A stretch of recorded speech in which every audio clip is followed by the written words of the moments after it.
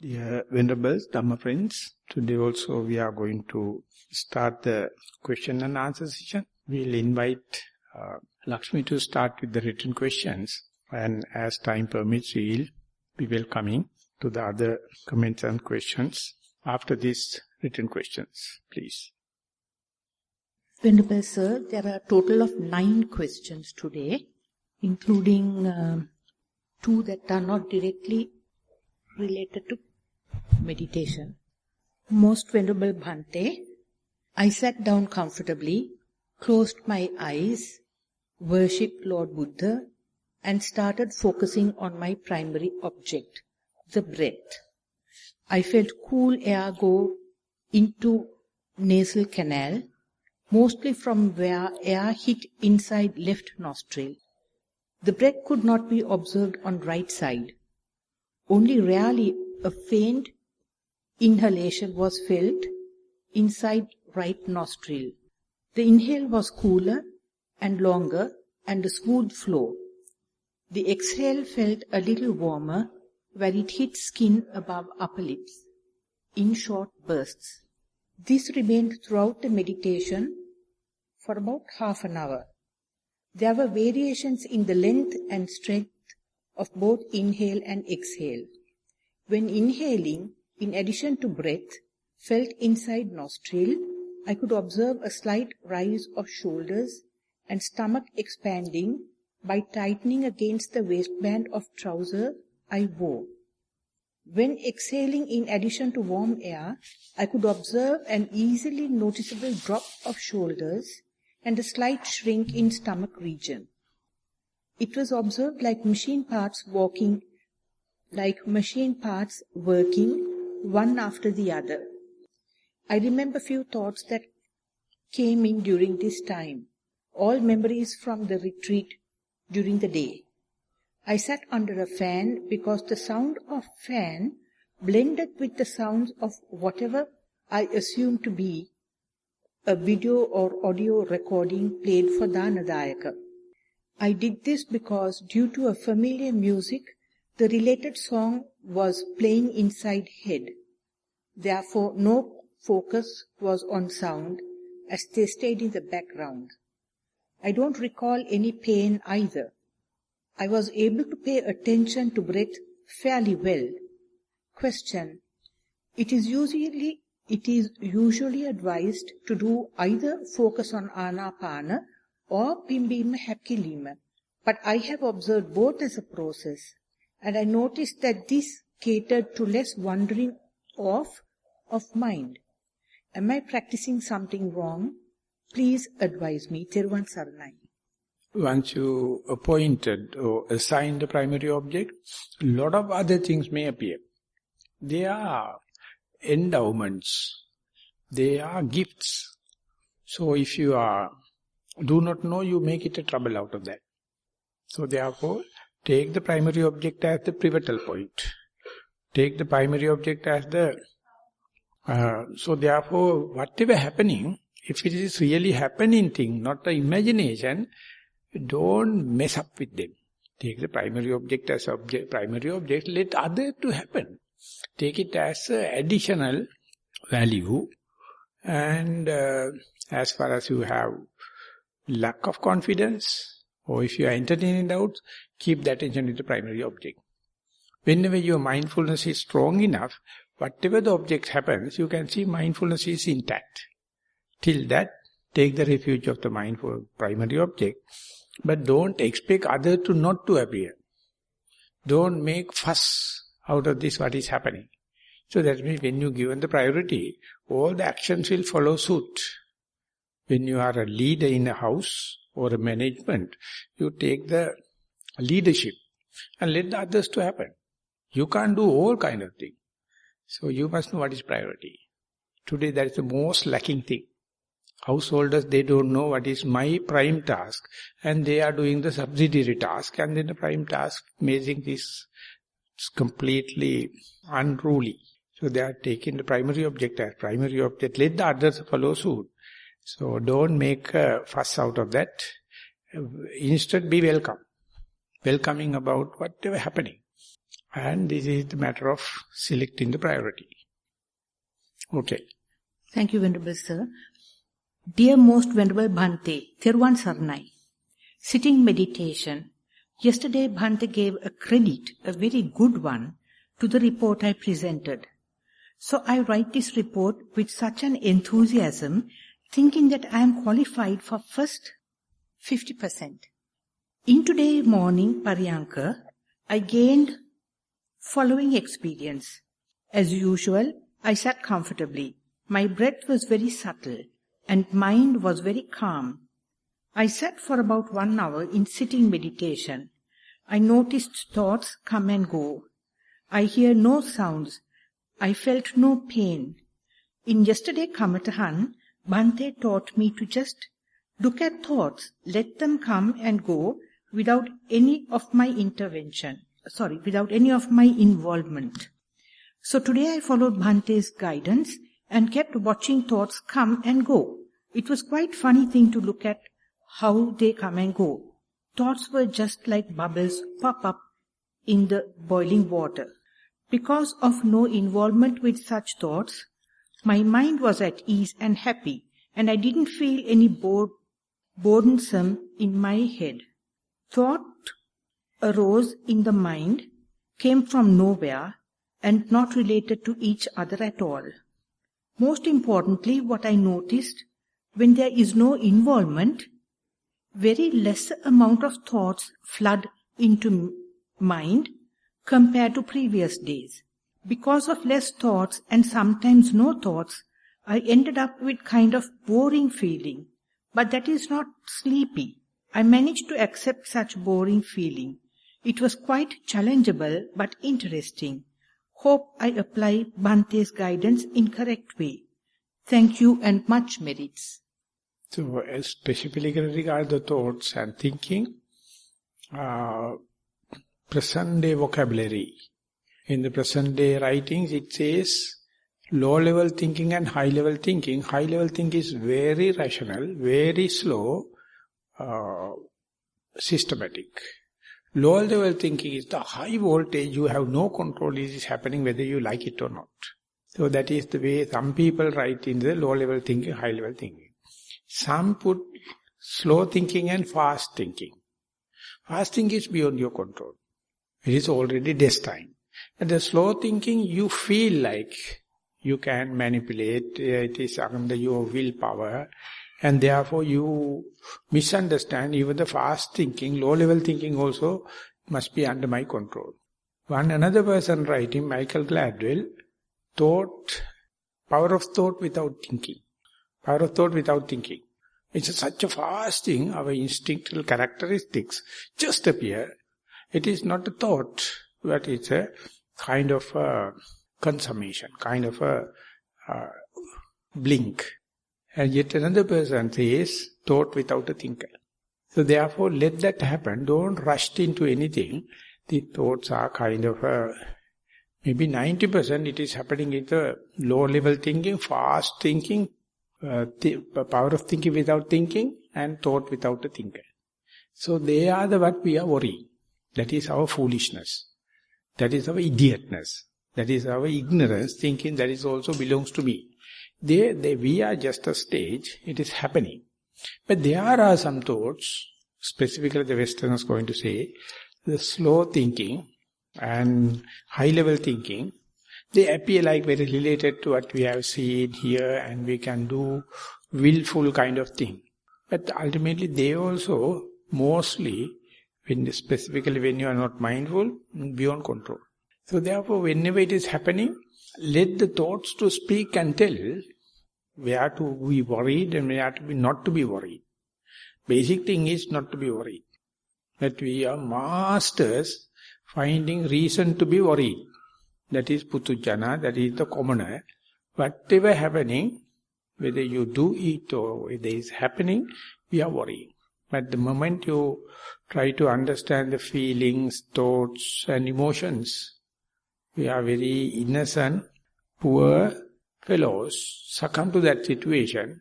But due to our egotistic idea, due to our conceit, we consider it as me, mine and myself. Then you have full-fledged authority to get worried. That is what we are talking about. That is what we call gossiping. So let it happen. Keep the attention as much as possible with the primary object, which is verifiable, it is not immaterial.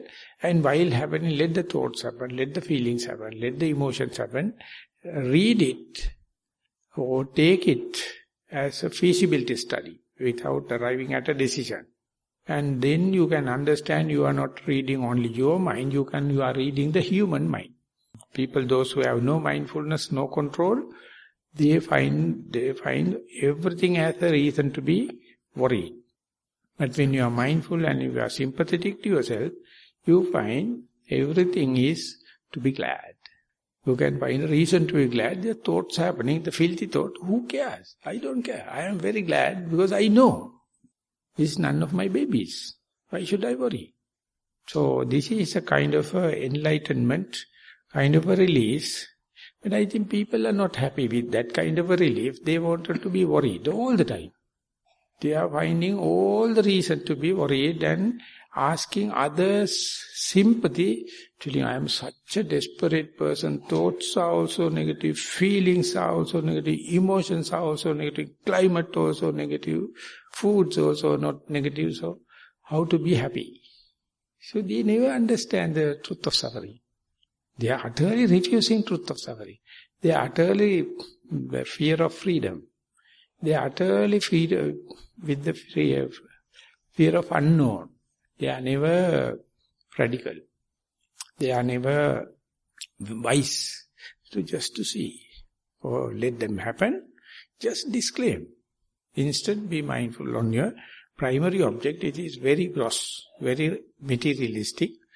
And then they will come, they will go without having any infliction. So this is a kind of a start. Please continue.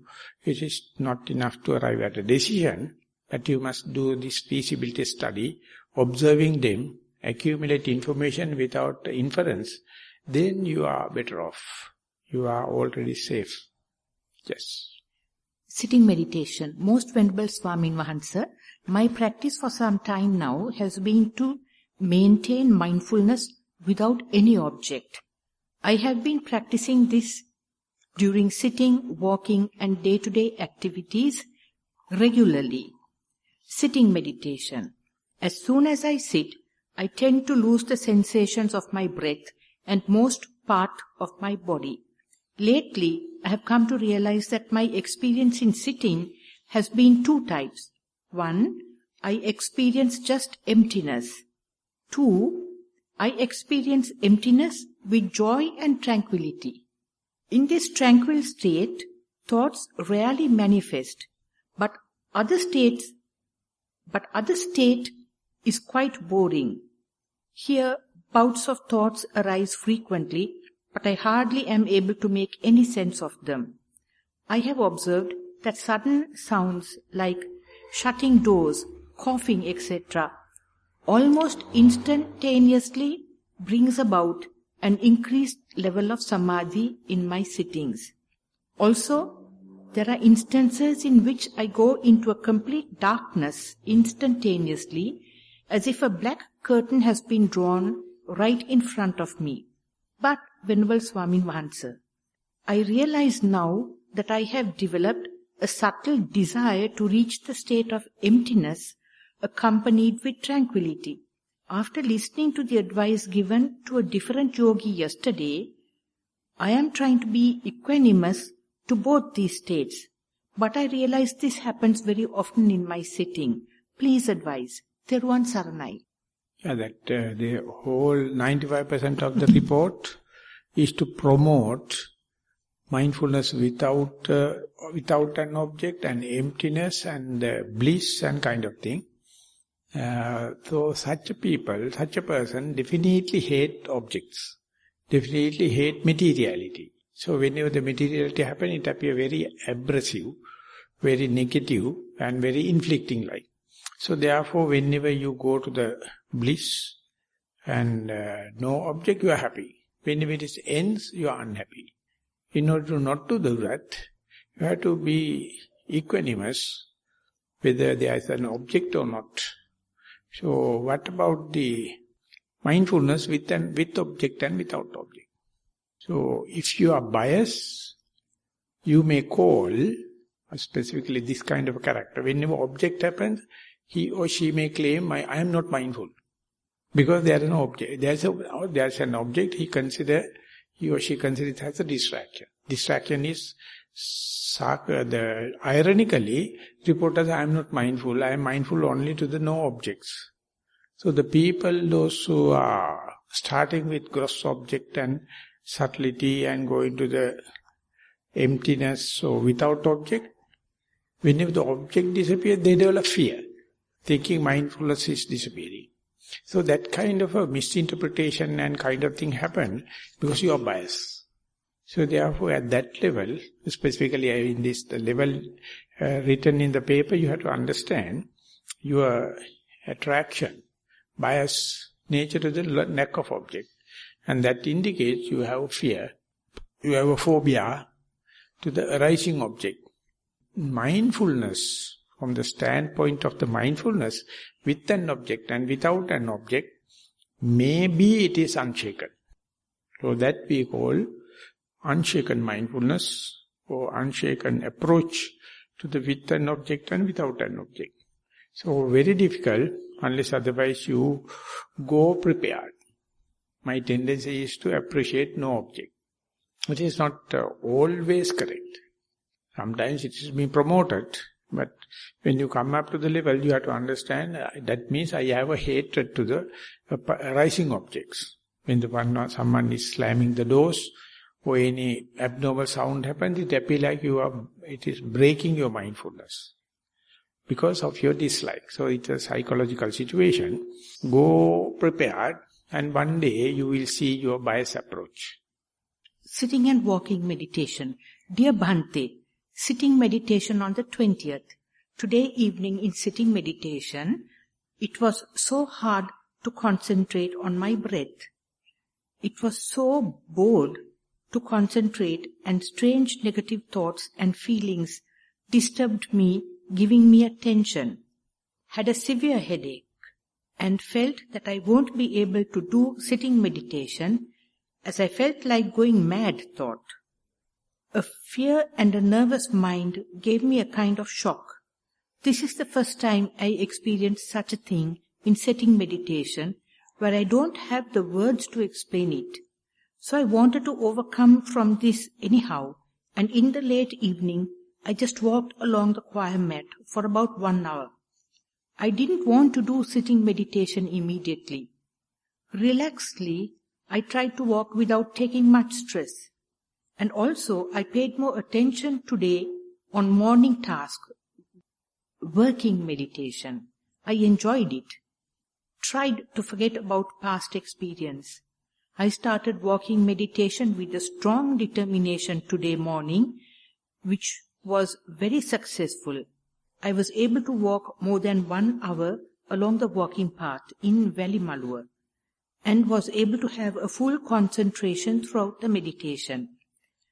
I saw myself as a cartoon keeping the foot and moving the body in a rhythmic way. In some places, sand was rough and some was soft. Felt its texture well. Felt how toes squeezing through the sand, making a tickling effect. I felt so relaxed. Sitting meditation. It was so easy to concentrate on breath after the sitting meditation. In-breath and out-breath was so smooth. Body was like stilled. Mind and body was so calm and quiet and settled as earlier. Felt some numbness and ant-biting effect in some parts of the body. Felt so relaxed. Please advise me. Theruvan Saranai. The two first sentences says that concentration. So that is the disturbing thing. So I try my best to convince the yogis, don't search for concentration, just be mindful.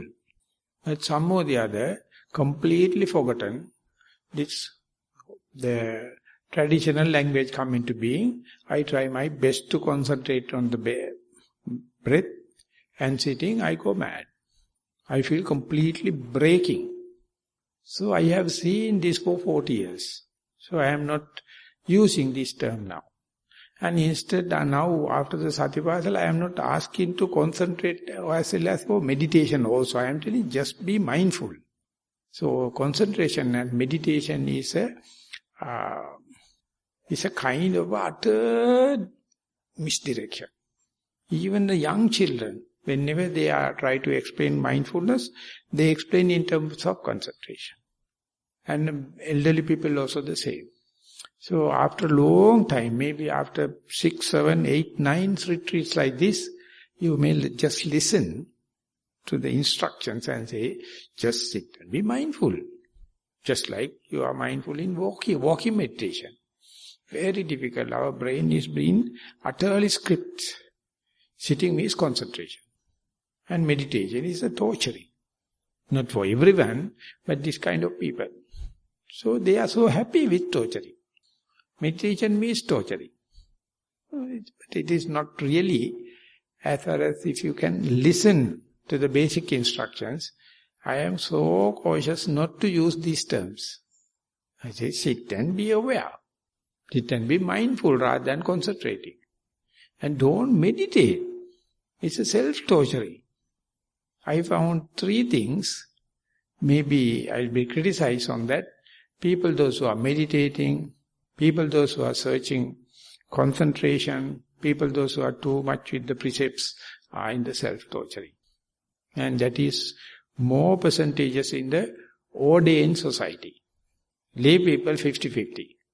Some people are self-torturing, some people are self-indulgence. And whenever you become the meditators, from the monks, forest monks are the worst case. There are too much is monastic code, too much of concentration, too much is self-torturing. Sorry. They know only the bitter taste, they know only the sour taste, they know only the astringent taste, they don't know sweets. Though I think that till they finish their karmic forces, they may be paying off. And one day they will understand how to listen to the basic instructions. Please go back to the basic instructions. Say it is when you are sitting, be aware. Be mindful. Don't meditate. Don't concentrate. They are naturally will come. You have to facilitate very simple task. So maybe it is easy for me to tell, but very maybe difficult for the people with the script in their mind to listen to the basic instructions. In that sense, non-Buddhists are much, much better off. They are just listening instructions and doing it. They don't do any concentration. They don't do any meditation. They be mindful. So therefore, towards the end, that has been self-revealed. So I hope you will not torture yourself. Because it is mindfulness is just like a hobby. It is not a regimentation. It is not a task force. So from the task force regimentation to the hobby-like thing, I don't know how much time going to take. So therefore this letter starting with that kind of a bad words, Dhahanang Vachana, unwanted words, concentration and the meditation, and towards the end, slowly going into explaining the breath. That is mindfulness. So therefore, keep that in your mind. Don't let the body, the consciousness torture yourself. Self-mortification. Instead, try to be mindful rather than seeking concentration and meditation. Walking meditation. Venerable Bhante, when I walked on the choir mat, I felt its roughness well. The sensation of mat was not equal to the whole foot. Felt the different sensations of the mat and cold cement floor while walking with a strong concentration onto the foot. Felt a kind of vibration and warmness in lower limbs. I was an outsider who's looking at my movements. This walking was like a relay in an athletic meet. The heel got the baton and starts the relay. while middle balanced the ground and toes return the baton to the heel of the other leg. The 2 feet stepped one after the other continuously, like in a race. Noticed how wonderfully one leg is bearing the weight of the whole body like a crane in a field, while the other legs lifting, moving and placing on the ground. Heard the noise of raining, felt the cool breeze blowing, felt the darkness around the hall in the 3rd floor, and the Dhanadayakaya was talking, but I was able to concentrate and felt the foot on walking without reacting to any sound, smell or touch. I was aware of my posture while walking, standing, turning and also pace. But ultimately what I experienced was it's just a collection of sensation of warmness, coldness, roughness, softness, though whatever the posture we had. It fastly begin, keeping while ending soon, and we feel it's like a chain as continuously as it happens. No left or right leg, and I felt only a sensation. Please advise me, Bhante. To promote this relay race-like thing, we can say it's almost like tightrope walking. So to demonstrate it for children, what we do is, if the children walking from this to the other end, we put wire-like things, ropes, and ask them to not to look at the feet, but to get the touch with the rope, each and every leg, so they can feel the thick rope, so they say their mindfulness is intact. So once that is fairly organized forward walking, then ask to backward walking on the same rope, backward. So each and every time they touch the rope, they understand the mindfulness is intact. So likewise, if you see the tightrope walking or baton relay race like, whether you note it or not, the equilibrium is there. The balance is there. Who is taking care about the equilibrium? Who is taking care about the balance? That is due to the body knowledge. So here the body knowledge, the equilibrium, mindfulness, everything coming together. So your experience become very distinct. No raga, no dosam, no moha. Other places you can practice it, but you don't know what is the distinctive feature. Distinctive feature is as far as you know the sensation, there is no desire, no hatred, no sleepiness. So therefore, rope, laying a rope is kind of a tactic we are using, but that is to bring them into the proper contact. But even without that, you can do. So this report is fairly try to share with others how the baton is passing from the heel to the arch to the toes and then to the next heel, and how it is happening, that we call the balance, that we call the equilibrium. So to learn this equilibrium, you can see the toddler when try to walk for the first time, what a kind of a balance. And it is so beautiful to see for the first time when the young babies are walking. And now we are too old. Therefore we don't feel. We are walking. Ultimately, how many steps you know? Not a single one. So therefore, that means each and every step is with raga, dosa, moha. Every step is hatred, desire and the ignorance. You don't know which leg is working. So when you can explain the passing the baton like, or walking on a tightrope, you are so alert. Imagine after a while, that can happen automatically. At the beginning, of course, you have to take time slowly, mindfully, silently. After a while, you can be aware the whole phenomena of walking, so to say, body is walking, effortlessly I can be aware. Still your stream of consciousness is free from desire, hatred and the ignorance. This is why That is why it says, take time, familiarize this into your body, and ultimately it will get embedded, entrenched. So whatever you do, you are aware. That is just a catalyzing effect. Nothing special, nothing new. Everything you do, but do it under the light of mindfulness, under the light of awareness, and the endowment or the gift you get it is your stream of consciousness is free from defilements. So if you wish, do it. Otherwise, it will be naturally going with desire and the hatred or the ignorance. So it is up to your, after this level, it is up to your restraint or discipline to keep the stream free from defilements. So please continue. Venerable Bhante, this is my report on walking meditation. My primary object was the soles of my feet. I observed the heel, arch and toes of my feet touching the choir mat. I felt the richness of the choir mat and texture passing on my soles, differently in each step. Few thoughts that were mostly about retreat came to my mind. For instance, I observed that my attention was on breath.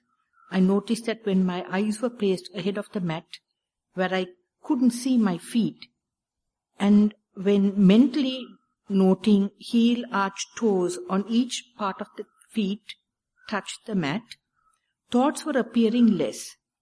When trying to focus on the lifting of feet off the ground, while still paying attention to heel, arch, toes touching the mat, I realized that my mind is not fast enough to observe everything.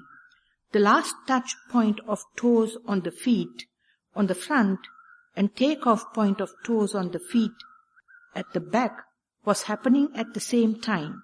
When I observed that while focusing on the movement of one foot, I could notice 6 instances lifting off the heel of the ground to the back feet, lifting off of the toes, feet being on air moving forwards, touching of placing heel on the mat, touch of arch on the mat, and touch of toes on the mat. If mind wandered away even for a second, I noted immediately as it will break the flow. Dear Bhante, please advise as I am trying to grasp how to properly do walking meditation. Question: how do you properly note observations? Is it a good practice or a bad practice to note observations verbally?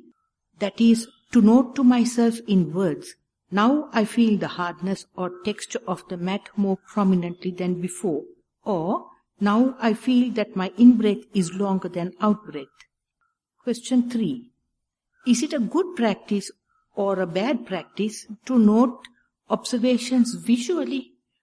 For an example, during sitting meditation, to observe breath as an air stream in the shape of a C or an arch, or the speed of in-breath and out-breath as a graph.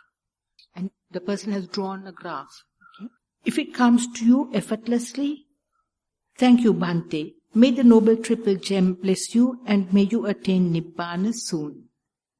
So if the mindfulness is facilitated, whatever you do is justified. Noting, figurative way, introducing examples, everything valid. But everything must justify mindfulness is continuous. But if the mindfulness is not continuous, our mind fill the gaps and make a story. Less you observe under the nose, more you talkative. More you observe under the nose, less and less you are talkative. This is what happened in our day-to-day life. We are animating after seeing 1 or 2 slides. Balance is, it is taken out of your library shots and make the picture. Everything is just a camouflage, it's just animation. So therefore the day you see from beginning to the end, you become speechless. You can't talk. If you see only very slides, then you will be a good reporter, good commentator, good relator, So you are just lying, just exaggerating. So that is why it says, increase the amount of mindfulness and see as continuously as possible, so you become dumbbound. The truth is so close. The cause and effect relationship is so close, not in the library, not in the books, under your very nose. But instead what you do is you look here and there, and in between area, you start fabricating. You start storytelling. So ultimately it's just gossiping. So that is the way everyone is starting. After when you have the touch from the right from the beginning to the end, there is no time for you to think and talk. The Buddha says, yena manyati tatotang hoti anyata. If you are going to do thinking, storytelling, that must indicate you are not mindful. Your mind is telling, I am mindful, but you are not. That is why the storytelling happening. That is the proliferation of mentality is happening. That is why the storytelling happening. So today, there's so much of telephones, so much of radios, so much of television, all social media, but everyone is messed up. So much of divorce, so much of love, so much of wars. Whatever the information you have, not a single person is with the touch. They are very superficial. Here and there you get glimpses and the balance is just a fabrication.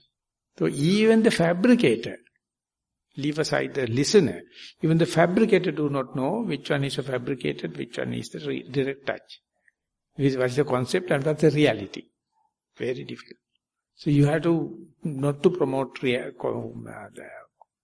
concepts, just increase the number of touch. If possible, continuous touch. Then you become Dhamma. Then the Dhamma going to happen in the distinct way. So, the few techniques used, whatever may be, some of them you may find very efficient, so that the touch of the phenomena is continuous. So much so, your inner chatter will be stopped. When it is happening under your very nose, not necessary to report. It's happening. So therefore, see how much is a fabrication, how much is the storytelling, how much is the proliferation, and with respect to how much you have the direct touch. So promote the direct touch. Don't try to do away with fabrication. It's a part and parcel, but don't fertilize it. And try to get the direct touch. Upanishad used to say, reduce the number of objects, increase the intensity of mindfulness. So then you are more to the reality than concepts. Yes. Most Venerable Bhante, report on this morning walking meditation. As the first step, left foot touched the choir mat, a feeling of deep comfort and peace arose in me. The walking was automatic. No roughness or bumps were felt. It was as if the feet were being gently caressed by a soft, even surface, and the footsteps touched lightly on the surface. It felt very relaxing and comfortable and peaceful. Please comment. May you attain Nibbana in this life itself, Bhante. Theruvan Saranai. If you get touch like this increasing, keep on facilitating. Once you develop that kind of the quantitative development, after a while it changes to the qualitative development. You can see different manners. You can see not only the leg, but also the flat substrata, whatever you are walking upon. And likewise, slowly, the quality, the manner, the true nature, the intrinsic characteristic will come. So therefore, you have to first promote quantitative development. So this is more related to the quantitative. And soon you will go to the qualitative, while quantitative aspect is increasing. So it's a good sign. I'll read the next two questions, Bhante, but they are not on meditation. However, it might help them. Even if you don't answer, I'm inviting them to come and talk to me. Most Venerable Bhante, can you please advise on how to verify and identify wandering mind, absent-mindedness, and emptiness? It is very difficult to distinguish between emptiness and absent-mindedness. Thank you. Theruvan Saranai. So to make the situation less inflicting, don't label them. Just see the emptiness, just see absent-mindedness, and as far as you are not labeling, no inflicting, no suffering.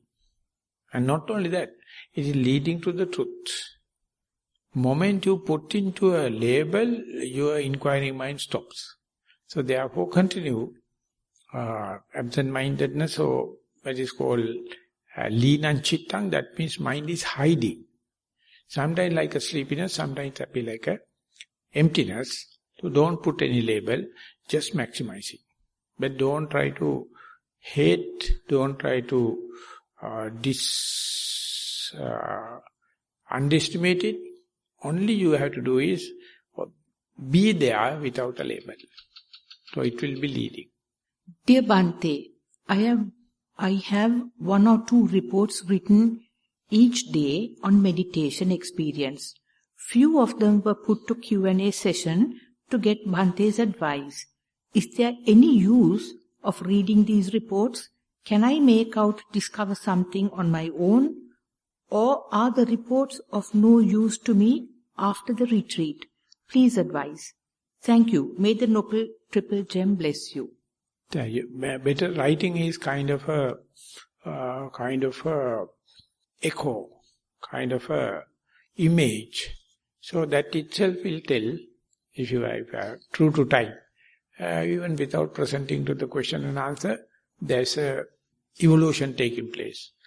But if the correct reporting happened and you sorted it out, that will be a real boost for the next time to go and meditate, because of the moral boost you get. So therefore, by the way, is advisable to report whether you present it to the session or not. That is the last question, Venerable Sir. Yeah. We can open it up. Yeah, we have about 10 minutes more. If you have anyone to comment or ask questions. Venerable Sir, this is a follow-on. One of my, I should have written this, but I didn't, thinking it was just a personal, something very personal experience, a characteristic. Yesterday to my question, sir, you answered, Swami Maharaj, you said that about the empty space, you said now that you're sort of kind of person who likes to be there, get used to hearing, other sounds, to diversify the mindfulness were your words, which I understood as having equanimity towards it.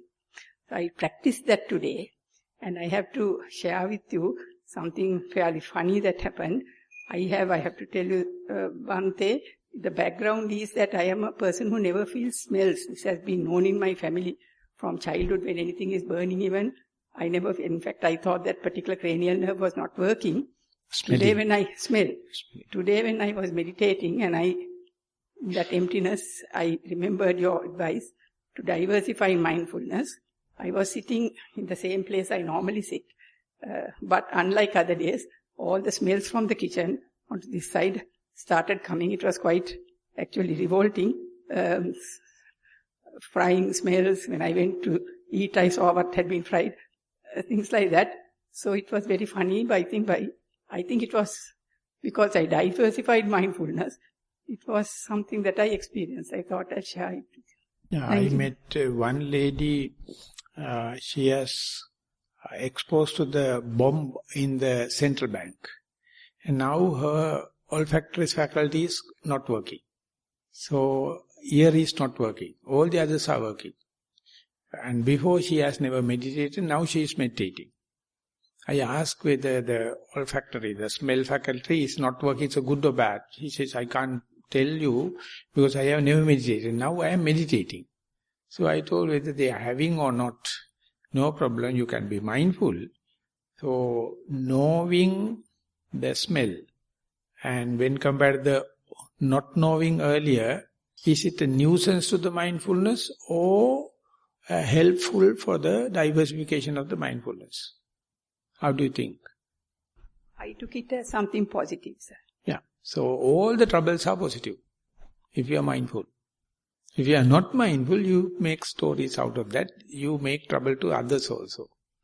That is why in Sinhala we call Pamini Duk Panirahat. But you must be mindful. Then you know how to find a reason to be glad under any circumstances. Otherwise, you are always kanapindanganawa. Kanapindang means always negative, talking. I can't meditate because of the smell. I can't meditate because they are miris badino or raturunu kapano. Nonsense. So some people think that if it is not there, it is good. So the Buddha is asking, if it is so, born blind people will be enlightened. Deaf will be enlightened. And people those who have the olfactory this, they will be enlightened. No, that is not the Buddha. He says, let them happen, be with mindfulness, diversify the mindfulness, and they become null and void. So you have to go through it, not escapism. So your thing is appearing. Earlier you have not noticed, now it is noting. So that means your sensitivity increases. So therefore, earlier subtle thing now appear very clearly. And it will be increasing. Ultimately, you can hear the grasshoppers. You can hear the two blades of grass touching each other. Even you can hear because of the sensitivity. But if you are not mindful, it is a nuisance. When the mindfulness increases, that such a sensitivity increasing, then only you are living. Otherwise you are dreaming. Otherwise you are in a sombre. Thank you very much, sir. Because I thought I'd say this when you made this remark under the very nose. That's exactly what happened to me today. So I hope everyone will understand ESP, extrasensory perception. Not only the eye, ear, nose, everything must work. Then you can, by meeting the people, we can understand what is it without talking. There's so much of mind-to-mind connection can happen when you are sensitive. We are now utterly gross. We are socially never literate. We have no emotional literacy. We have no social intelligence. Selfishness.